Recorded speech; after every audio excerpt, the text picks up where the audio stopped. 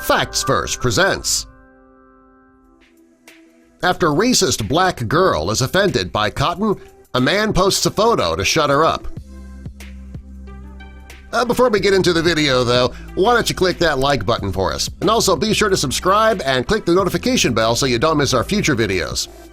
Recently, somehow people have started to believe that decorative cotton is racist. Most people don't seem to understand where those thoughts and feelings came from.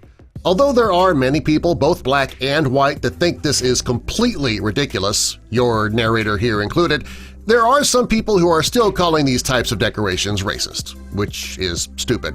Anyway, not long ago, Hobby Lobby, they came under fire when they started selling decorative cotton. A Facebook user named Danielle Ryder was shopping in the chain craft store when she saw the decorative cotton and called it racist. In her post, she implored Hobby Lobby to remove it from its shelves immediately because it was offensive. Well, that wasn't the only time that decorative cotton was under fire. Something similar happened at Lipscomb University in Tennessee. The university president was hosting a dinner for students in his home, and one of the centerpieces that he had on the table was decorative cotton stalks.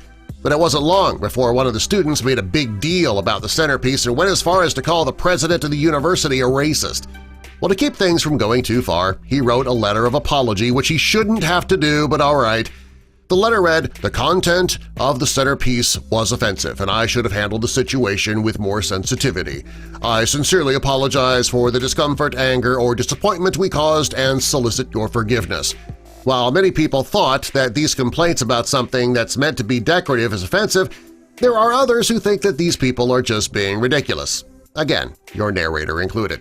Well, after a racist black girl was offended by some cotton, an old white dude shut her up with one photo. These stories are going viral all over Facebook. Well, there was one person who was tired of seeing people complain about such minute things and finally decided to speak up about it. The man's name is Frank Jones. He's also known as the Old White Dude. He was tired of seeing people complain about the decorative cotton, so he decided to post a picture of his own on Facebook. The picture was a family picking cotton in the southern United States decades ago. And what was so important about this picture was that everybody in the photo was white. Yeah, along with the photo he included a caption that read, "This is for all those black college kids who were so offended by the cotton centerpiece. My guess is not a single one has ever been in a cotton field." Well, folks, this is what it looks like to crop cotton. Grew up doing this. Started picking cotton at age 6. Worked our farm and worked for a neighbor's farm. Did I mention that some were black? Didn't matter when you had to get the crop in. All by hand, we helped each other. Black and white, we worked together, ate together, shared the same water jug. Yes, I am white. Yes, I am a proud son of the South.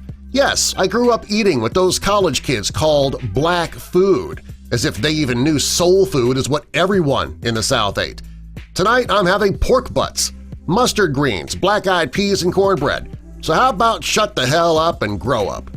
Well, not long after Frank created that post on Facebook, it went viral. Many people thought that it was about time that people in the black community who were calling cotton decorations racist should know that it was not only black people or slaves who worked the cotton fields. Thousands of white people proudly spent their days in the fields as well. When the comments started pouring in on the post, Frank became overwhelmed. So to set the record straight, he created another post on Facebook, and this one read, "Couple of folks think I was off base with that post, but most understood my intent. No black person that I grew up working with ever mentioned anything about cotton reminding them of slavery. And yes, we talked about the Civil War and about the then policy of segregation.